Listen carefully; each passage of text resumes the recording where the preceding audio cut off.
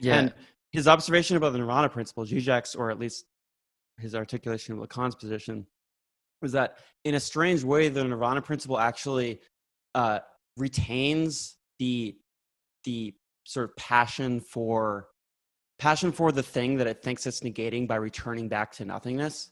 When you think about a drive towards something, an end, but if like in terms of a drive kind of undermining itself, to reach that end would actually be the end of that drive. Really, a drive is kind of implicitly aiming at its sustaining itself, the drive itself, rather than to what it is directed.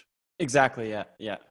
It's not goal oriented, it's aim oriented. Is a distinction there, and in fact that's the distinction upon which we can actually distinguish drive from desire, which I would like to talk about later. I don't think we need to hit it quite yet, but when desire is something that is still formulated towards, of course, an elusive or illusory or fictional object that doesn't actually exist, drive is something that in relationship to desire is something that is about keeping that perpetual movement, that repetition alive. And in fact, Lacan, I think, or if it's Zizek, the figure of the drive is Sisyphus, right? It's the after pushing up the rock to the mountain, it rolls down again. There is no goal that's actually orienting the activity. The activity itself is the constant repetition.